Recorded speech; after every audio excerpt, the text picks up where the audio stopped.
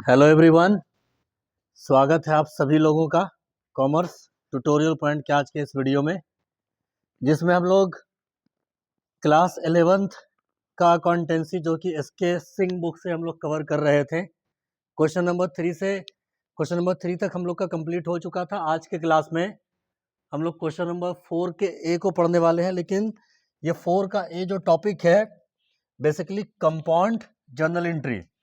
Most of the student का ये confusion रहता है कि सर सिंपल एंट्री तो मैं बना लेता हूँ, लेकिन कंपाउंड एंट्री में मेरे को बहुत ज़्यादा दिक्कत होती है। तो आज के क्लास के बाद आप लोगों का कंपाउंड एंट्री में जो दिक्कतें होती है वो दिक्कतें आपकी दूर हो जाएंगी। सिंपल आपसे अभी तक जो आप लोगों ने एंट्री जो पढ़ा था, उस एंट्री में आप लोगों ने देखा था कि किसी भी ट्रांजेक्शन्स में बस एक नाम डेबिट और एक नाम क्रेडिट, यानी कि एक नाम डीआर होता था और एक नाम सीआर होता था। अभी तक क्वेश्चन नंबर 3 तक जो आप लोगों ने पढ़ा था, तो आप लोगों ने देखा था कि जितना भी ट्रांजैक्शंस होता था उसमें बस एक नाम डेबिट होता था और एक नाम क्रेडिट होता था, यानी कि एक बार डीआर हो रहा था कोई नाम और कोई नाम सीआर हो रहा था। लेकिन कंपाउंड जर्नल एंट्री का मतलब क्या होता है? कंपाउंड का मतलब होता है मिक्सअप, मिला हुआ। तो जब कभी भी किसी भी एंट्री में दो से एक से ज़्यादा नाम डेबिट या एक से ज़्यादा नाम क्या हो जाए तो क्रेडिट हो जाए। जब किसी भी जर्नल एंट्री में एक से ज़्यादा नाम डेबिट हो जाए और एक से ज़्यादा नाम या फिर एक से ज़्यादा नाम क्या हो जाए तो सीआर हो जाए, तो ऐसे प्रकार की एंट्री को क्या बोलेंगे? तो ऐसी प्रकार की एंट्री को बोलते हैं हम लोग कंपाउंड जर्नल एंट्री। कहने का मतलब क्या हुआ कि जब कभी भी किसी भी ट्रांजेक्शन्स के अंदर में एक डेट में एक ट्रांजेक्शन्स के कारण या एक नेचर के कारण और एक ही तारीख में कोई ट्रांजेक्शन्स अगर हो, तो हम लोग क्या करते हैं, तो अपने काम को थोड़ा सरल करने के लिए, काम थोड़ा आसान हो जाए, काम थोड़ा इजी हो जाए और आपको समय कम लगे, तो हम लोग क्या करते हैं, तो कुछ एंट्रियों को मिलाकर एक एंट्री बना देना, दो तीन एंट्री को मिलाकर क्या कर देना, दो एंट्री को मिला के क्या कर देना, तो एक एंट्री बना देना। उसको कहते हैं हम लोग कंपाउंड जर्नल एंट्री। जैसे एग्जाम्पल के तौर पे सपोज करो कि मैंने 31 तारीख को या 31 मार्च को मैंने क्या किया, महीने के अंत में मैंने रेंट भी चुकाया और मैंने क्या चुकाया, तो मैंने सैलरी भी चुकाया। तो अगर आप गौर अगर करोगे तो रेंट भी क्या होता है, रेंट भी होता है खर्च और सैलरी भी होता है खर्च, और दोनों ही चुकाने के कारण क्या होगा, तो दोनों ही चुकाने के कारण आपके पास से पैसा जाएगा। जैसे आप अगर देखो, आपने अगर रेंट अगर चुकाया, तो रेंट अगर आप चुकाएंगे तो आप एंट्री पास करते हो rent account DR to cash. मान लो कि 31 मार्च को आपने क्या किया, आपने रेंट चुकाया, तो rent account DR to cash. Suppose करो कि आपने 10,000 रुपया क्या चुकाया, 10,000 रुपया आपने रेंट चुकाया। इसी तरीके से आपने 31 मार्च को ही 31 मार्च को ही क्या किया, आपने सैलरी भी चुकाया, आपने सैलरी भी चुकाया। तो आप एंट्री पास करते हो salary account DR to cash. Suppose करो कि आपने 20,000 रुपीज क्या चुकाया, तो सैलरी चुकाया। अब ये जो आपने, अगर आप यहाँ पे गौर अगर करेंगे तो आप देखेंगे कि कैश यहाँ पे भी सीआर में है और कैश यहाँ पे भी सीआर में है, यानी कि दोनों ही एंट्री में क्या है, तो कैश का नाम सीआर में दिखता होगा। और डीआर वाले में अगर आप देखो तो रेंट भी खर्च होता है बिजनेस के लिए और सैलरी भी खर्च होता है। रेंट भी बिजनेस के लिए क्या होता है, खर्च होता है, और सैलरी भी खर्च होता है। तो हम लोग ये डबल एंट्री पास नहीं करेंगे, बल्कि चूंकि 31 तारीख को ही ट्रांजेक्शन्स होने का डेट भी सेम है, तो जब कभी भी किसी भी एंट्री में ट्रांजेक्शन्स का डेट भी सेम रहे और फिर खर्च का दोनों का अलग अलग नेचर का खर्च हो, लेकिन दोनों ही खर्च हो और दोनों ही केस में क्या हो रहा है, दोनों ही केस में पैसा जा रहा हो अगर, तो ऐसे केस में हम लोग क्या करेंगे, तो थोड़ा आसान करने के पर्पज से, आप लोग को बार बार एंट्री पास नहीं करना पड़े, थोड़ा सा इसको और शॉर्ट करने के लिए हम लोग क्या करते हैं, तो हम लोग एंट्री को मर्ज कर देंगे। तो एंट्री को जब कभी भी किसी एक डेट में क्या हो जाए, तो दो अलग अलग नाम को जब आप मर्ज कर देंगे, दो अलग अलग एंट्री को आप मर्ज कर देंगे, उसको ही कहते हैं हम लोग कंपाउंड एंट्री। उसको ही क्या बोलेंगे हम लोग, तो उसको बोलेंगे हम लोग कंपाउंड एंट्री। तो अब देखो, मैं अगर चाहूँ तो इसको मर्ज कर सकता हूँ। मर्ज कैसे करूंगा, तो मैं लिखूंगा यहाँ पे रेंट अकाउंट डीआर, मैं लिखूंगा रेंट अकाउंट डीआर। वैसे ही सैलरी भी आपका डीआर में है, वो भी खर्च है ये भी, तो यहाँ पे मैं लिखूंगा सैलरी अकाउंट डीआर। मैं क्या लिखूंगा, सैलरी अकाउंट डीआर। और दोनों कैश यहाँ भी सेम है सीआर में और कैश यहाँ भी है सीआर में, तो दोनों कैश के बदले में जब क्या करूंगा, मैं एक कैश ले लूंगा कॉमन। यहाँ पे क्या करना है, टू कैश अकाउंट। तो 10,000 रुपये यहाँ का कैश हुआ सीआर में और 20,000 रुपये यहाँ का हुआ कैश सीआर में। तो जब दोनों को मिला के लिखेंगे तो ये बन जाएगा आपका 30,000। तो देखिए अगर आप देखेंगे तो इस एंट्री का जो इम्पैक्ट जो होगा, इस एंट्री का जो प्रभाव होगा, वही प्रभाव पड़ेगा जो आप सिंगल सिंगल करके अगर करते अगर आप अलग अलग भी लिखते तो भी इसका वही इम्पैक्ट पड़ता, और अगर हमने मिला के मर्ज करके भी अगर किया तो भी इसका क्या हुआ, तो भी इसका वही इम्पैक्ट पड़ा। यानी कि जो प्रभाव जो पड़ेगा वो सेम पड़ेगा, चाहे आप सिंगल सिंगल करो या फिर आप या तो सिंगल सिंगल करो या फिर दोनों को मिला के मर्ज कर दो। तो ऐसे ही एंट्री को क्या बोलेंगे, तो ऐसे ही एंट्री को बोलेंगे हम लोग कंपाउंड एंट्री। अब यहाँ पे कुछ एग्जाम्पल है आपके सामने, मैं इसको थोड़ा सा आपको और एक्सप्लेन करूंगा। अब देखो, अगर एक क्वेश्चन है यहाँ पे, जैसे क्वेश्चन में कह रहा है क्या कि started business with cash ₹2,50,000 and goods worth rupees 40,000। यानी कि यहाँ पे क्या हुआ है, तो यहाँ पे आपका ट्रांजेक्शन हुआ है। यहाँ पे क्या हुआ है, तो यहाँ पे ट्रांजेक्शन हुआ है, क्या चीज का, बिजनेस के अंदर में ट्रांजेक्शन हुआ, मतलब बिजनेस स्टार्ट हुआ। ऑनर ने क्या किया, ऑनर ने बिजनेस स्टार्ट किया। ऑनर ने क्या किया, ऑनर ने बिजनेस स्टार्ट किया। क्या क्या लगाया बिजनेस के अंदर में, तो बिजनेस के अंदर में पैसा भी लगाया, बिजनेस के अंदर में गुड्स भी लगाया। गुड्स का मतलब क्या, स्टॉक लगाया। गुड्स का मतलब क्या, तो स्टॉक लगाया। तो अगर मैं इसको सिंगल सिंगल बनाऊं अगर, तो एंट्री क्या पास करूंगा, एंट्री पास करूंगा मैं कैश अकाउंट। अगर मैं इसको सिंगल सिंगल बनाऊं तो मैं एंट्री क्या पास करूंगा, मैं एंट्री पास करूंगा कैश अकाउंट डीआर। एंट्री क्या हो जाएगा इसका, cash account DR to capital. Owner ने क्या किया, ऑनर ने बिजनेस के अंदर में पैसा लगाया, cash account DR to capital account. कितना, तो पूंजी कैश कितना लगाया, कैश लगाया 2,50,000। तो यहाँ पे लिखेंगे 2,50,000 डीआर में और 2,50,000 सीआर में भी। एक का तो मैंने कर लिया पैसा लगाने का, इसके अलावा बिजनेस के अंदर में मैंने गुड्स भी लगाया और दोनों सेम डेट में ही लगाया मैंने। तो एंट्री क्या पास करूंगा, एंट्री पास करूंगा। ये कब लगाया मैंने, तो 1 मार्च को। 1 मार्च को। वैसे यहाँ पे हमने क्या किया, हमने 1 मार्च को हमने स्टॉक भी लगाया। तो स्टॉक जब लगाएंगे, गुड्स जब लगाएंगे इसका मतलब स्टॉक लगाएंगे। तो गुड्स भी बिजनेस के लिए क्या होता है, गुड्स बिजनेस के लिए होता है एसेट्स। एसेट्स होगा तो रियल अकाउंट, और रियल अकाउंट का नियम कहता है कि संपत्ति अगर कम हो तो डीआर करो। तो स्टॉक संपत्ति होता है, इसलिए इसके नाम को डीआर किया। और ये देने वाला कौन, ये देने वाला ऑनर, गुड्स भी देने वाला ऑनर और कैश भी देने वाला ऑनर। दोनों ही किसने दिया, दोनों ही दिया ऑनर ने। तो ऑनर यहाँ पे गिवर हो रहा है। जब ऑनर गिवर होगा तो गिवर के नाम को सीआर करना पड़ता है पर्सनल अकाउंट के नियम के अकॉर्डिंग।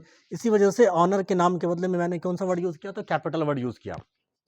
क्या यूज होता है, तो कैपिटल वर्ड यूज होता है। कितना लगाया स्टॉक, तो स्टॉक लगाया 40,000 डीआर में भी और 40,000 सीआर में भी होगा। अब अगर आप ये सिंगल सिंगल एंट्री पास करोगे तो भी सही, आप अगर चाहो तो क्या करो, आप सिंगल सिंगल भी एंट्री पास कर दो। लेकिन चूंकि हम लोग टॉपिक क्या पढ़ रहे हैं, टॉपिक हम लोग पढ़ रहे हैं कंपाउंड जर्नल एंट्री। हम लोग इसको क्या करेंगे, हम लोग इसको मिलाकर बनाएंगे। तो आप अगर देखोगे इस एंट्री में तो दोनों में कोई ऐसा नाम है जो कि दोनों में कॉमन है। तो आप देखो कैपिटल सीआर में भी है और कैपिटल मतलब इस वाले एंट्री में भी कैपिटल का नाम सीआर में और इस वाले एंट्री में भी कैपिटल का नाम सीआर में आपको दिखा। अब मैं क्या करूंगा, इसको मर्ज करूंगा। तो मर्ज कैसे करेंगे, तो मर्ज करेंगे, कैश का नाम डीआर हुआ है पहले वाले एंट्री में, तो लिखेंगे कैश अकाउंट डीआर। और क्या आया बिजनेस के अंदर में, बिजनेस के अंदर में स्टॉक आया और वो भी कहाँ पे है, वो डीआर में ही है। तो क्या बोलूंगा इसको बोलूंगा स्टॉक अकाउंट डीआर। और ये दोनों देने वाला कौन, ऑनर। और ऑनर कभी भी पैसा देगा तो कौन सा वर्ड यूज करेंगे, तो कैपिटल वर्ड यूज करते हैं हम लोग। तो दोनों कैपिटल के बदले में कॉमन कैपिटल यूज करेंगे। यहाँ पे क्या लिखेंगे, टू कैपिटल अकाउंट। अमाउंट कितना कितना हो जाएगा, तो 2.5 लाख कैश में हो जाएगा। 40,000 रुपीज किस में हो जाएगा, तो 40,000 हो जाएगा आपका स्टॉक में हो जाएगा। दोनों को जोड़ेंगे तो 2,90,000 रुपया किस में हो जाएगा, तो कैपिटल में हो जाएगा। तो ऐसे प्रकार के एंट्री को क्या बोलेंगे, ऐसे प्रकार की एंट्री को बोलेंगे हम लोग कंपाउंड जर्नल एंट्री। तो ये पहला नंबर क्वेश्चन हुआ। इसी तरीके से आप देखें तो 5 मार्च को फिर से एक ट्रांजेक्शन हुआ बिजनेस के अंदर में। ट्रांजेक्शन क्या हुआ, क्वेश्चन में कह रहा है कि goods purchase from Vinod Agarwal ₹50,000। तो ये जो एंट्री आप देखोगे तो ये एंट्री आपका सिंगल है, यहाँ पे तो दो एंट्री तो होएगा नहीं। इस एंट्री को देखो अगर आप, तो क्या इस एंट्री को आप कंपाउंड करोगे क्या, ये एंट्री कंपाउंड नहीं होगा। क्यों नहीं होगा कंपाउंड? क्योंकि यहाँ पे तो दो ट्रांजेक्शन हुआ ही नहीं, एक ही ट्रांजेक्शन हुआ है। वैसे इसका एंट्री क्या होगा? गुड्स अगर परचेज करेंगे तो गुड्स परचेज करना बिजनेस के लिए क्या होता है? तो खर्च होता है। खर्च होगा तो किस अकाउंट के अंतर्गत जाएगा? तो नॉमिनल अकाउंट के अंतर्गत। और नॉमिनल अकाउंट का नियम कहता है कि एक्सपेंसेस को और लॉसेस को क्या करो? एक्सपेंसेस एंड लॉसेस को डीआर करो। तो परचेज करना बिजनेस के लिए होता है खर्च। कुछ भी चीज अगर आप परचेज करोगे तो वो परचेज करना क्या होता है? खर्च होता है। इसी वजह से खर्च के नाम को क्या किया मैंने? खर्च के नाम को किया डीआर मैंने। इसी तरीके से सामान आपने नगद में परचेज किया कि उधार में परचेज किया? तो क्वेश्चंस के अंदर में अगर कैश वर्ड नहीं लिखा हुआ रहे, CASH कैश, कैश अगर नहीं लिखा रहे तो क्या समझना है? तो आपको ये समझना है कि ट्रांजेक्शन आपका उधार में हुआ, प्लस पार्टी का नाम भी लिखा हुआ है यहाँ पे। तो अगर कैश नहीं लिखा रहे और पार्टी का नाम अगर रहे तो आपको ये समझना है कि ट्रांजेक्शन किस में हुआ? तो उधार में हुआ है। तो उधार में परचेज करेंगे जिससे में, तो परचेज किससे किया मैंने? परचेज किया मैंने विनोद से। तो विनोद कौन है? विनोद एक पर्सन है। विनोद कौन है? तो विनोद एक पर्सन है। पर्सन होगा तो किस अकाउंट के अंतर्गत इंक्लूड करेंगे उसको? तो पर्सनल अकाउंट के अंतर्गत। और जब पर्सनल अकाउंट के अंतर्गत में जाएगा तो फिर पर्सनल अकाउंट का लगाएंगे नियम। नियम क्या था? तो debit the receiver, credit the giver. तो आप कभी भी किसी से कुछ परचेज करोगे, अगर विनोद से अगर मैंने परचेज किया तो विनोद यहाँ पे क्या हो गया? विनोद हो गया गिवर। विनोद क्या कर रहा है? विनोद हमको दे रहा है सामान। इसी वजह से विनोद का नाम क्या हो जाएगा? गिवर का नाम क्या हो जाएगा? गिवर का नाम हो जाएगा CR। और किसी भी पार्टी का नाम रहे तो डैश मार्क केस लिखेंगे, विनोद पढ़ेंगे इसको। कितना अमाउंट? तो DAR में 50,000 और CR में भी कितना? तो CR में भी 50,000। CR में भी कितना हो जाएगा? CR में भी हो जाएगा 50,000 रुपीज।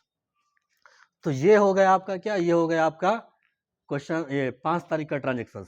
वैसे ही 10 तारीख को अगर आप देखो तो 10 तारीख को कह रहा है कि 10 मार्च को मैंने क्या किया? गुड्स सोल्ड किया। किसको सोल्ड किया? तो प्रियंका को। किसको सोल्ड किया मैंने? प्रियंका को। तो प्रियंका को जब सामान बेचा मैंने तो सबसे पहला काम आपको यही चेक करना है कि ट्रांजेक्शन नगद में हुआ है या ट्रांजेक्शन उधार में हुआ है। सबसे पहला काम यही करना है आपको। तो इस क्वेश्चन के अंदर में आप देखकर बताओ कि ट्रांजेक्शन नगद में हुआ है कि उधार में हुआ है। तो मैंने अभी जस्ट कहा था आपको कि अगर क्वेश्चन के अंदर में कैश वर्ड रहे तो समझना है कि ट्रांजेक्शन किस में हुआ? ट्रांजेक्शन हुआ है आपका नगद में। और अगर सिर्फ पार्टी का नाम रहे तो समझना है कि ट्रांजेक्शन किस में हुआ? तो उधार में हुआ है। तो यहाँ पे अगर आप देखो तो सिर्फ पार्टी का नाम है, यहाँ पे कहीं पे भी कैश का जिक्र नहीं है। तो जब कभी भी हम किसी को भी सामान अगर उधार में बेचेंगे तो हम क्या करेंगे? उसका नाम लिख कर रखेंगे। अगर नाम नहीं लिख कर रखेंगे तो क्या हो जाएगा? उसका नाम हम लोग भूल जाएंगे या फिर हिसाब नहीं रहेगा उसका। इसी वजह से क्या होता है कि कभी भी किसी को उधार में अगर सामान बेचो तो क्या करो? तो उसका नाम लिख कर रखो। कैश में बेचेंगे तो नाम याद रखने की जरूरत नहीं है हम लोगों को, तो हम लोग कैश के नाम के बदले में सिर्फ कैश वर्ड लिख के रखते हैं। तो प्रियंका को अगर आपने सामान बेचा तो प्रियंका कौन है? तो प्रियंका एक पर्सन है। प्रियंका कौन है? तो प्रियंका एक पर्सन है। अब जब ये पर्सन होगा तो किस अकाउंट के अंतर्गत जाएगा? तो कोई भी पर्सन हो इसको हम लोग इंक्लूड करते हैं पर्सनल अकाउंट में। तो इसलिए प्रियंका का नाम, प्रियंका एक रिसीवर हो गई, क्योंकि जिसको आप सामान बेचोगे वो इंसान रिसीवर होता है। जिसको सामान बेचोगे वो सामान लेगा अगर, तो वो रिसीवर हो गया। तो रिसीवर के नाम को क्या कहता है? Golden rules. गोल्डन रूल्स ये कहता है कि डेबिट द रिसीवर, रिसीवर के नाम को डीआर करो। इसी वजह से प्रियंका का नाम डीआर हो जाएगा। प्रियंका का नाम क्या हो जाएगा? डीआर हो जाएगा। और सेल किया आपने, यहाँ पे कह रहा है कि सोल्ड किया आपने। सोल्ड करना क्या होता है? सोल्ड करना होता है इनकम। इनकम होगा तो किस अकाउंट में? तो नॉमिनल अकाउंट में। और नॉमिनल अकाउंट का नियम कहता है कि इनकम और गेन को सीआर करो। इनकम और गेन को क्या करो? तो सीआर करो। तो 30,000 डीआर में भी हो जाएगा और 30,000 सीआर में भी हो जाएगा। तो इस तरीके से ये आपका थर्ड क्वेश्चन हुआ। वैसे ही फोर्थ क्वेश्चन अगर आप देखो तो क्वेश्चन नंबर 20 तारीख के ट्रांजेक्शन में आपको कह रहा है यहाँ पे कि paid to Vinod Agarwal rupees 48,500 in full settlement to his account. अब यहाँ पे आपको क्या करना होगा? अब यहाँ पे देखना होगा कि इस क्वेश्चंस का, ट्रांजेक्शंस का, मैंने पिछले क्लास में भी समझाया था आपको कि जब कभी भी किसी भी क्वेश्चंस के अंदर में सेटलमेंट वर्ड आए तो पहले आपको पहले का कुछ क्वेश्चंस वगैरह चेक कर लेना है कि इस क्वेश्चंस का कहीं पहले से तो कुछ तो लिंकअप नहीं है। तो बिल्कुल लिंकअप है। आप देखो अगर यहाँ पे तो विनोद अग्रवाल से आपने सामान परचेज किया था 50,000 रुपए का, ठीक है ना। लेकिन पैसा चुकाने के समय में विनोद ने कहा कि तुम क्या करो, तुमको देना तो है 50,000 रुपया, लेकिन तुम क्या करो, तुम हमको 48,500 रुपया दे दो और मैं तुमसे क्या कर लूँगा, मैं तुमसे सेटलमेंट कर लूँगा। बेसिकली ये चीज़ कब होती है क्रिएट, तो सपोज करो कि मैंने विनोद से, ऐसा क्यों होता है कि जब उसको सामान 50 का बेचा, कोई सेलर क्यों करेगा सेटलमेंट कम लेकर मेरे से? तो होता है ना, क्या कभी कभी क्या होता है कि हमने इससे सामान परचेज किया था विनोद से 5 मार्च को, और मैंने कहा था कि विनोद भाई मैं आपको जो पैसा जो दूंगा वो इस महीने के एंड में दूंगा। तो उसने कहा ठीक है। लेकिन फिर क्या हुआ कि उस कंपनी को, यानी कि विनोद को पैसे की आवश्यकता पड़ गई कितने तारीख को, पैसे की आवश्यकता पड़ गई 20 तारीख को। लेकिन मैंने वादा कब का किया था, मैंने वादा किया था कि मैं आपको 31 मार्च को चुकाऊंगा। तो विनोद अगर रैंडमली हमको कॉल करके अगर कहे कि सर आप मेरे को ना वो पैसा चुका दो मेरा, तो मैं क्या कहूँगा फिर उसको? मैं कहूँगा कि मैंने तो पहले ही आपसे करार किया था, मैंने पहले से ही वादा किया था आपको कि मैं पैसा आपको चुकाऊंगा 31 तारीख को। लेकिन ये क्या बात हुई कि आप मेरे को ना समय से पहले ही पैसा मांग रहे हो? तो उसको ये बात बोलने में खराब नहीं लगे, विनोद हमको जब ये बोले तो उसको बोलने में ये बात खराब नहीं लगे, और हम भी उस पे अपना गुस्सा जाहिर नहीं करें। तो विनोद क्या करता है, विनोद यहाँ पे रखता है एक ऑप्शन। विनोद कहता है कि अगर आप 31 मार्च को पैसा चुकाओगे तो आपको पूरा का पूरा पैसा चुकाना होगा 50,000 रुपीज़। लेकिन अगर आप ये पैसा 20 मार्च को ही चुका दोगे अगर, तो आपको पैसा कितना चुकाना पड़ेगा? पैसा चुकाना पड़ेगा 48,500 रुपया, यानी कि आपको 1,500 रुपये का बचत होगा। तब ऐसे केस में हमको भी लगेगा कि नहीं ये बात तो सही है, पहले चुकाने पे क्या हो रहा है, पहले चुकाने पे हमको फायदा हो जा रहा है, तो हम मेरे पास पैसा हम क्या करेंगे, हम उसको चुका देंगे। लेकिन अगर अगर ये ऐसे प्रकार का हमको ऑफर अगर नहीं देगा ये इंसान विनोद अगर, तो हम बोलेंगे पैसा मेरे पास रहेगा भी, तो भी हम मना करेंगे, बोलेंगे नहीं है पैसा, क्योंकि मैंने पहले ही कहा था आपको कि मैं पैसा कब चुकाऊंगा, मैं पैसा चुकाऊंगा आपको 31 मार्च को। इसी वजह से विनोद ने मेरे सामने क्या किया, विनोद ने मेरे से क्या कर लिया, तो सेटलमेंट कर लिया कितने में, तो 48,500 में।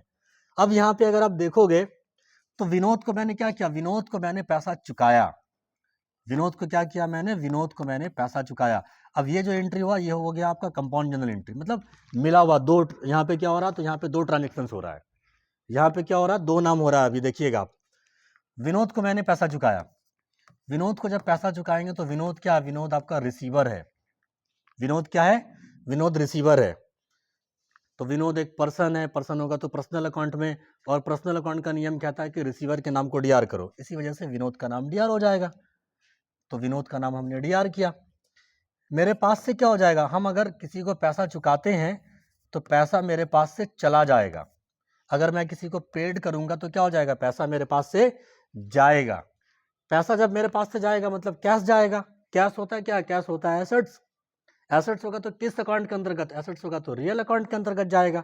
और रियल अकाउंट का नियम कहता है कि संपत्ति अगर गोज हो जाए तो उसके नाम को सीआर करो, तो कैश के नाम को सीआर किया मैंने। इसके अलावा यहाँ पे हमको क्या हुआ, यहाँ पे हमको डिस्काउंट भी मिला। चुकाना था 50, चुकाया मैंने 48,500। तो जब हमने उसको कम चुकाया तो हमको क्या हुआ, हमको ये फायदा हुआ, मतलब डिस्काउंट रिसीव हुआ। मेरे को क्या हुआ, यहाँ पे डिस्काउंट रिसीव्ड हुआ। तो जब डिस्काउंट रिसीव्ड होगा, जब डिस्काउंट रिसीव होगा तो ये मेरे लिए क्या हुआ, ये मेरे लिए हुआ फायदा। ये मेरे लिए क्या हुआ, फायदा हो गया। फायदा या इनकम या प्रॉफिट अगर होगा तो किस अकाउंट के अंतर्गत जाएगा, तो वो जाएगा नॉमिनल अकाउंट के अंतर्गत। और नॉमिनल अकाउंट का नियम कहता है कि इनकम और गेन को क्या करो, सीआर करो, यानी कि credit all income and gain. इसलिए मैंने ये जो मेरे को इनकम हुआ, इस इनकम को मैंने क्या किया, तो सीआर किया। और वैसे भी मैंने एक शॉर्टकट बताया था पिछले क्लास में आपको कि कैश को और डिस्काउंट को दोनों को समझना जुड़वा भाई बहन। अगर कैश का नाम डीआर में होगा तो हर हाल में डिस्काउंट का भी नाम डीआर में होगा, और अगर कैश का नाम सीआर में होगा तो हर हाल में डिस्काउंट का भी नाम सीआर में होगा। यानी कि कैश अगर सीआर में होगा तो डिस्काउंट भी सीआर में होगा। मतलब कैश को और डिस्काउंट को हमेशा समझना जुड़वा भाई बहन।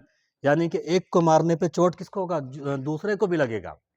अगर एक को मारेंगे तो क्या होगा, चोट दूसरे को भी लगेगा। मतलब कैश अगर सीआर में होगा तो डिस्काउंट भी किस में होगा, तो डिस्काउंट भी सीआर में होगा। अब अमाउंट कैसे कैसे पुट करेंगे, तो पैसा मेरे पास से कितना गया, पैसा जाएगा 48,500। डिस्काउंट कितना रिसीव किया हमने, डिस्काउंट रिसीव किया मैंने 1,500 रुपया। और दोनों सीआर को मिलाकर डीआर में कितना लिखना होगा, डीआर में लिखना होगा 50,000 रुपया। चूंकि हम लोग एंट्री पढ़ रहे हैं डबल एंट्री सिस्टम से, और डबल एंट्री सिस्टम के अकॉर्डिंग जितना नाम सीआर में होता है, जितना अमाउंट सीआर में होता है, जितना अमाउंट सीआर में होगा उतना ही अमाउंट किस में होगा, तो उतना ही अमाउंट डीआर में भी होता है। इसी वजह से डीआर में क्या हो जाएगा, 50,000 हो जाएगा। तो ये आपका 20 तारीख का ट्रांजेक्शन हुआ। वैसे ही अगला क्वेश्चन अगर आप देखें, तो अगले क्वेश्चन में कह रहा है कि received from Priyanka ₹29,750 and discount allowed ₹250। यानी कि यहाँ पे क्या हुआ है ना कि यहाँ पे आप देखो कि इस वाले क्वेश्चन का भी क्या है, तो कनेक्शन से पहले वाले क्वेश्चन से अब देखो अगर, तो यहाँ पे क्या हुआ, यहाँ पे ट्रांजेक्शन हुआ है। यहाँ पे अगर आप देखो तो यहाँ पे क्या हुआ, यहाँ पे ट्रांजेक्शन हुआ पहले ही 30 तारीख को, यानी कि 10 मार्च को मैंने क्या किया था, तो प्रियंका को सामान बेचा था कितने रुपए का, तो 30,000 रुपीज का। कितने का, तो 30,000 रुपीज का। प्रियंका से जब मैंने पैसा मांगा तो पैसा मांगने के समय मैंने कहा कि तुम हमको पैसा चुकाओ, और पैसा चुकाने के समय मैं तुमको क्या दूंगा, 250 रुपया दूंगा डिस्काउंट। तो प्रियंका को सामान बेचा था 30,000 रुपये का, सामान पैसा मेरे को रिसीव कितना हुआ, तो 29,750 रुपया, और डिस्काउंट मैंने क्या किया, अलॉट किया। अलॉट का मतलब होता है देना। तो जब कभी भी देंगे अगर हम, तो कहते हैं डिस्काउंट अलॉट, और कभी भी किसी से मिलेगा डिस्काउंट तो कहते हैं डिस्काउंट रिसीव्ड। तो पैसा अगर आएगा मेरे पास तो इसका मतलब कैश आएगा। कैश क्या होता है, कैश होता है एसेट्स। एसेट्स होगा तो रियल अकाउंट में, और रियल अकाउंट का नियम कहता है कि संपत्ति अगर कम हो जाए तो क्या करो, उसके नाम को डीआर करो, तो कैश का नाम डीआर हो जाएगा। अभी मैंने जस्ट कहा था आपको कि कैश अगर डीआर में रहेगा तो डिस्काउंट भी हर हाल में डीआर में ही रहेगा वो। इसी वजह से डिस्काउंट मेरे लिए क्या हुआ, डिस्काउंट का भी नाम डीआर में ही हो जाएगा। बस फर्क क्या होगा कि अगर डिस्काउंट का नाम सीआर में आए तो उसको कहते हैं डिस्काउंट रिसीव्ड, और डीआर में आए तो कहते हैं डिस्काउंट अलॉट, इसलिए डिस्काउंट अलॉट का भी नाम डीआर हो जाएगा। और ये पैसा दे कौन रही है हमको, पैसा दे रही है प्रियंका। पैसा कौन दे रही है मुझे, पैसा दे रही है प्रियंका बिजनेस में, तो प्रियंका का नाम सीआर हो जाएगा। प्रियंका का नाम क्या हो जाएगा, प्रियंका का नाम सीआर हो जाएगा। अमाउंट कैसे कैसे पुट करेंगे, तो डीआर में लिखेंगे 29,750, डिस्काउंट कितना हो जाएगा, डिस्काउंट हो जाएगा 250, और दोनों डीआर को मिला के सीआर में कितना लिखना पड़ेगा, तो जितना डीआर में होता है उतना सीआर में लिखना पड़ता है जोड़कर। तो इस तरीके से कैश का नाम डीआर होगा, डिस्काउंट का भी नाम डीआर होगा। एक तो मैंने आपको समझाया कि कैश और डिस्काउंट दोनों क्या होता है, दोनों ही होता है साथ साथ में, कैश डीआर में तो डिस्काउंट भी डीआर में। या फिर मैं इसको फॉर्मूले से भी समझा सकता हूँ आपको। लेना था किसी से अगर 30,000 रुपीज और मैंने लिया उससे 29,750 रुपये, अगर इसका मतलब क्या हुआ, इसका मतलब ये हुआ कि हमको नुकसान लग गया।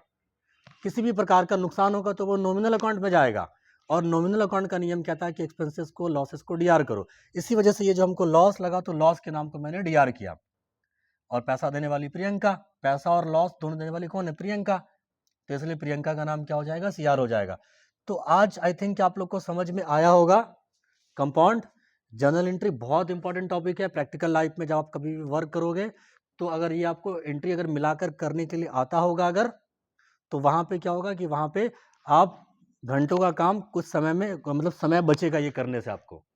अगर आप कंपाउंड एंट्री पास करोगे तो क्या होगा, तो आपका समय बचेगा। तो आई होप कि मैंने आपको कंपाउंड जर्नल एंट्री को इजी वे में समझाने की कोशिश की है। आशा करता हूँ कि एंट्रीज वगैरह आपको समझ में आया होगा।